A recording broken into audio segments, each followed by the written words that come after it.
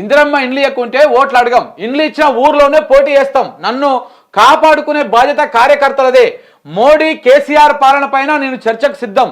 ఓడిపోతే ముక్కు నేలకు రాస్తా. మేము అధికారంలోకి వచ్చాక కొడంగల్ ప్రాజెక్టు చేపట్టాం. జిల్లా అభివృద్ధికి ఎన్ని వేల కోట్లైనా ఖర్చు చేస్తాం. బడ్జెట్ నుంచి కేటాయించడానికి రెడీగా ఉన్నాం. నారాయణపేట జిల్లా బహిరంగ సభలో రేవంత్ రెడ్డి మాట్లాడుతూ చేసినటువంటి వ్యాఖ్యలు. ఈయన ఇదే సభలో మాట్లాడుతూ ఈ ఫస్ట్ ఏమన్నాడు, ఇందిరమ్మ ఇండ్లు లేనటువంటి ఊర్లో మేము ఓట్లే అడగము, ఆ ఊర్లో మేము పోటీ చేయము అని చెప్తా ఉన్నాడు. మరి ఇందిరమ్మ ఇండ్లు అంటే గత కాంగ్రెస్ పాలనలో ఇచ్చినటువంటి ఇందిరమ్మ ఇండ్లా, లేకపోతే నువ్వు కొత్తగా ఇచ్చేటువంటి ఇందిరమ్మ ఇండ్లా? నువ్వు మొత్తానికే 3 లక్షల ఇండ్లు ఇస్తాం మేము అని చెప్తా ఉన్నావు. మొత్తం ఈ 5 ఏళ్లల్లో ఒక్కొక్క నియోజకవర్గానికి 3,000 ఇండ్లు ఇస్తాం అన్నాడు. ఒక్కొక్క నియోజకవర్గానికి 3,000, 3 లక్షల ఇండ్లు ఇస్తామని చెప్తా ఉన్నావు నువ్వు. సరే, అది మంచిగానే ఉన్నది. మరి అంటే ఈ 3 లక్షల ఇండ్లా, లేకపోతే ఎప్పుడు పోటీ చేయమంటున్నారు, వచ్చేదా లేకపోతే స్థానిక సంస్థల ఎన్నికలా? ఇదంతా ఒక క్లారిటీ ఇవ్వాల్సినటువంటి అవసరం ఉన్నది. ఇందిరమ్మ ఇల్లు అంటే గతంలో వచ్చినటువంటి ఇందిరమ్మ ఇండ్లు, దాంట్లో జరిగినటువంటి స్కాము, అవినీతి మస్తుగా ఉన్నది అందులో. ఈ రకంగా నేను మాట్లాడాను. దీంతో పాటు ఇందులో ఇంకా కొన్ని విషయాలు మాట్లాడాడు. నేను మోడీతోటైనా కేసీఆర్తోనైనా చర్చకు సిద్ధము. మోడీ పాలన మీద, కేసీఆర్ పాలన మీద, నా పాలన మీద, ఈ ముగ్గురు దాని మీద బేరుజు వేస్తూ చర్చ పెడదాము, మీరు చర్చకు సిద్ధమా అని చెప్పి సవాల్ విసిరిండు. ఎవరు? ఇదే రేవంత్ రెడ్డి. సో ఆయన సవాల్ విసిరిండు. నా పరిపాలన బాగున్నది, చాలా అద్భుతంగా ఉన్నదని చెప్పేసి ఆయన సవాల్ విసిరు. దీంతో పాటు అయితే ఆ సవాల్కి, రేవంత్ సవాల్కి నేను సిద్ధంగా ఉన్నా అని చెప్పేసి హరీష్ రావు కూడా రెస్పాండ్ అయ్యిండు. ఏడ చర్చ పెడతావో చెప్పు, నేను ప్లేస్ చెప్పు, ఏ రోజో ఎక్కడనో చెప్పు, నేనే వస్తా, మాట్లాడదాము. నీ పరిపాలన ఎలా ఉన్నది, కేసీఆర్ పరిపాలన ఎలా ఉన్నది, రెండిట్లని బేరుజు వేద్దాము, ప్రజల ఒపీనియన్ కూడా తీసుకుందాము, ఎవరి పరిపాలన బాగుందో. నేను రెడీగా ఉన్న సవాల్కి అని చెప్పేసి హరీష్ రావు కూడా సవాల్ స్వీకరించడం జరిగింది. మరి రేవంత్ రెడ్డి దానికి సవాల్ చేస్తాడా? దాంతోపాటు మన కేటీఆర్ కూడా సవాల్ చేసిండు. మన ఇదే కొడంగల్కి పోయినప్పుడు, రాజీనామా చెయ్యి, ఏడా కొడంగల్లో నువ్వు పోటీ చేస్తావో మీ అన్న పోటీ చేస్తావో పోటీలో పెట్టు, నువ్వు గెలుచుడు కాదు, మేము గెలుచుడు కాదు, 50,000 మెజారిటీ కంటే మాకు తక్కువ వస్తే నేను రాజకీయ సన్యాసమే చేస్తా అని చెప్పేసి మన కేటీఆర్ కూడా సవాల్ చేసిండు. పోనీ ఆ సవాలన్నా స్వీకరించు, లేకపోతే ఇట్లా హరీష్ రావుతో ఉన్నటువంటి సవాలన్నా ఇప్పుడు స్వీకరించు. ఇద్దరిట్లల్లా ఎవరి సవాలైనా స్వీకరించి దానికి ముందుకు రా.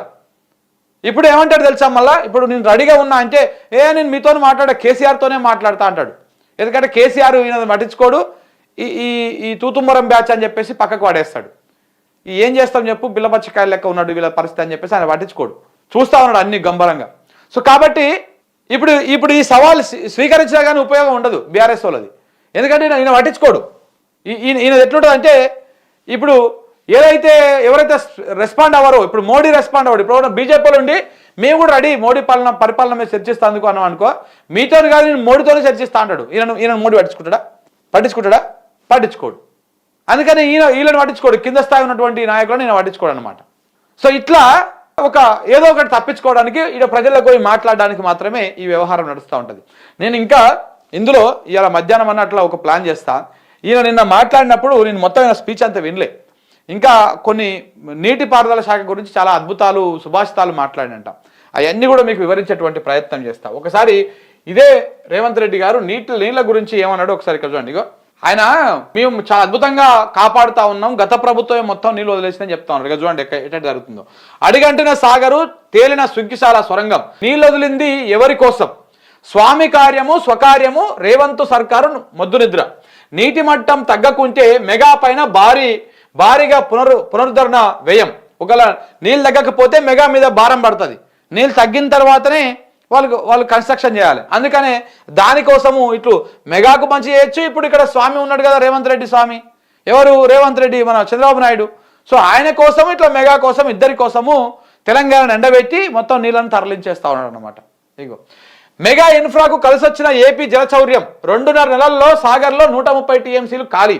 గతంలో ఎన్నడూ లేనంతగా అడుగంటిన జలాశయం. యాసంగి సాగునీరు, 4 నెలల తాగునీటికి నిల్వలేవి. 540 అడుగులకు తగ్గిన తర్వాతనే హైడ్రామా షురు. సొరంగం తేలడంతో పునరుద్ధరణ పనులు మొదలైపోయినాయి. సొరంగం తేలింది వెంటనే ఈ మెగా కన్స్ట్రక్షన్ ఏది చేస్తుందో అది ఆ పునరుద్ధరణ పనులని ఆ కార్యక్రమం చేస్తా ఉన్నారు. ఎవరి కోసం చేస్తున్నారు? ఇటు మెగా కోసమేమో నీళ్లు ఖాళీ చేయించిండు, చంద్రబాబు నాయుడు కోసం నీళ్ళు వదిలేసాడు. ఇటు తెలంగాణ ఎండిపోయినా పర్వాలేదు, మన సాగర్ కింద మొత్తం ఇప్పుడు ఎండిపోతా ఉన్నది ఆ ఎడమ కాలువ కింద. దాంతోపాటు ఇప్పుడు మనకు తాగునీళ్ళు వచ్చేటువంటి అవకాశం లేదు. రేపు ఎండాకాలంలో ఇక మళ్ళా సాగర్ అడుగంటితే మళ్ళీ మనము ట్యాంకర్ తెచ్చుకోవాలి, మళ్ళీ వాటర్లు మనము ఇది చేసుకునేటువంటి పరిస్థితి కనపడతా ఉన్నది. అయ్యో అడుగంటిన సాగర్, ఈ ఫోటో చూసారా? ఎండాకాలం మొదలవక ముందే అడుగంటిన నాగార్జున సాగర్ ప్రస్తుత దుస్థితి ఇది.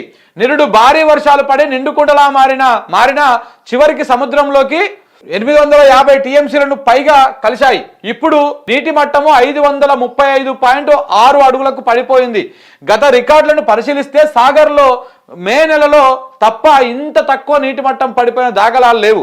సాగర్ ఎడమ కాలువ ఏఎంఆర్ ప్రాజెక్టు కింద ఏకంగా 9 లక్షల ఎకరాల ఆయకట్టుకు సాగునీరు ఇవ్వాలి. హైదరాబాద్తో పాటు ఉమ్మడి నల్లగొండ, ఖమ్మం జిల్లాలకు ఆగస్టు వరకు తాగునీరు అందాలి. సాగర్లో 510 అడుగుల కంటే పైన ఉన్న నీటి నిల్వ కేవలం 48 టీఎంసీలే. మరి తెలంగాణకు సాగునీరు తాగునీరు ఎలా తీరుస్తారు? ఏం తీరుస్తారు? వీళ్ళకు ఒక ప్రణాళిక లేదు, ఒక ఆలోచన లేదు. నల్లగొండ ఎండిపోతామాయే, ఖమ్మం ఎండిపోతామాయే, హైదరాబాద్లో తాగునీళ్ళు రాకపోతామాయే. మన చంద్రబాబుకు మాత్రం నీళ్ళు వదిలేయాలి, మన మెగా కృష్ణారెడ్డికి మాత్రం మంచి వేయాలి. సొరంగం తేలేదాకా నీళ్ళు వదిలిపెట్టాలి. అటు చంద్రబాబు బాగుపడతాడు, ఇటు మెగా కృష్ణారెడ్డి బాగుపడతాడు. ఇది వీళ్ళు చేసేటువంటి కార్యక్రమం. అదిగో నీట ముంచిన నిర్లక్ష్యం. ఇది సాగరు ఫోర్షోర్లో నిర్మించినటువంటి సుంకిశాల మంచినీటి పథకం పంప్ హౌజ్. నిరుడు ఆగస్టు 1న ప్రభుత్వం పర్యవేక్షణ లోపము, కాంట్రాక్టు సంస్థ మెగా నిర్లక్ష్యం కారణంగా ఇక్కడే మధ్య సొరంగానికి అడ్డుగా కట్టినటువంటి రిటైనింగ్ వాల్ కుప్పకూలి పంప్ హౌజ్ మునిగింది. 540 అడుగుల నీటి మట్టం స్థాయిలో ఉన్న ఈ మధ్య సొరంగం ద్వారా జలాలు ఇందులోకి వస్తుండడంతో సుంకిశాల పనులు నిలిచిపోయాయి. ఆధునిక సాంకేతిక పరిజ్ఞానంతో పునరుద్ధరణ కోసం నిపుణులతో మెగా సంప్రదింపులు చేసింది. కానీ అందుకు కోట్లాది రూపాయలు ఖర్చు అవుతుందని తేలింది. 2 నెలల్లో పునరుద్ధరిస్తామని ప్రకటించినా నీటి మట్టం ఎక్కువగా ఉండడంతో పనులు మొదలు పెట్టలేదు. ఇప్పుడు ఆ పనులు చేయడం కోసమే ఇప్పుడు మళ్ళా ఆ నీళ్ళని మొత్తం ఖాళీ చేయించారు అనమాట. ఇంత దుర్మార్గమైనటువంటి రీతిలో ఉన్నది మన రేవంత్ రెడ్డి సర్కార్. అసలు అది కూలిపోతే ఇంత మట్టుకు అదే ఇట్లా కూలిపోయే కార్యక్రమం కేసీఆర్ ప్రభుత్వం ఉన్నప్పుడు కనుక జరిగి ఉంటే ఈ మీడియా, ఈ సోషల్ మీడియా, ఈ కాంగ్రెస్ వాళ్ళు, ఈ బీజేపీ వాళ్ళు నోర్లు వేసుకొని పడిపోదురు. కనీసం బీజేపీ ఒక్కడు మాట్లాడలేదు ఈ సుంకిశాల గోడ గురించి, ఒక్కడు కూడా మాట్లాడలేదు. ఈ ఎందుకో ఇంత ప్రేమ నాకు అర్థం కాదు కాంగ్రెస్ పార్టీ మీద. వీళ్ళకి రేవంత్ రెడ్డి మీద ప్రేమనా, కాంగ్రెస్ పార్టీ మీద ప్రేమనా, లేకపోతే కేసీఆర్ మీద కోపమా, తెలంగాణ మీద కోపమా అర్థం కాదు. ఇక సొరంగం తేలింది. సాగర్కు నిరుడు భారీగా వరదలు వచ్చినందున ఏప్రిల్ మే వరకు సుంకిశాల సొరంగాలు పైకి తేలే అవకాశాలు లేవని నిపుణులు అంచనా వేశారు. కానీ ఏపీ తన కోటాతో పాటు తెలంగాణ కోటాను కూడా తన్నుకుపోవడంతో సాగర్ చరిత్రలో ఎన్నడూ లేని విధంగా ఫిబ్రవరి 2వ వారంలో నీటి మట్టం 540 అడుగులకు పడిపోయింది. దీంతో 540 అడుగుల స్థాయిలో ఉన్న సుంకిశాల సొరంగం ద్వారా జలాలు పంపులోకి రావడం నిలిచిపోయాయి. ఫలితంగా ఇప్పుడు ఎగువ సొరంగం పైకి తేలి కనిపిస్తున్నది. సుంకిశాల ఘటన తర్వాత అటువైపు చూడని అధికారులు 540 అడుగుల కంటే తక్కువ నీటి మట్టాన్ని చేరుకున్న గత మంగళవారమే ఇక్కడికి వచ్చి పరిశీలించి పునరుద్ధరణ పనులు కూడా మొదలుపెట్టారు. ఇది వీళ్ళ కథ. పాలమూరును ఎడారి చేసింది మీరే. పోతిరెడ్డిపాడుకు ఆరవ చరిత్ర కాంగ్రెస్దే. రాష్ట్రంలో 1 ఎకరానికి నీళ్లు ఇవ్వని సీఎం రేవంత్ రెడ్డి సొంత జిల్లా రైతాంగానికి కూడా తీరని ద్రోహం చేస్తా ఉన్నాడు. ఏ చర్చకైనా రెడీ, ప్లేసు టైము నువ్వే చెప్పు. ముఖ్యమంత్రి పైన హరీష్ రావు మండిపాటు. రేవంత్ నీకు నీటి విలువ తెలియదు, నోటి విలువ తెలియదు, తెలిసిందల్లా నోట్ల విలువ మాత్రమే అని చెప్పేసి ఆయన మాట్లాడిండు. నిజంగానే మరి రేవంత్ రెడ్డికి నీళ్ల విలువ తెలియదు, నోటి విలువ కూడా తెలియదు. ఆ నోటి విలువ అంటే నోటితో మాట్లాడేది కొంత హూందాగా ఉండాలి. మాట్లాడితే మనం వెనక్కి తీసుకోలేము దాన్ని. ఒకసారి అన్నం అంటే అది వెనక్కి రాదు. సో కాబట్టి చాలా జాగ్రత్తగా మాట్లాడాలి, హూందాగా మాట్లాడే సోయి ఆయనకు ఉండదు. నీళ్ళ విలువ కూడా తెలియదు. ఎందుకంటే రైతు కష్టం తెలిసిన వాళ్ళకి మాత్రం నీళ్ళ విలువ తెలుస్తుంది. రైతు కష్టం తెలియనటువంటి వాళ్ళకు నీళ్ళ విలువ తెలియదు. సేమ్ రేవంత్ రెడ్డి గారిది కూడా అట్లనే ఉన్నది కథ. ఆయన అదే అంటున్నాడు.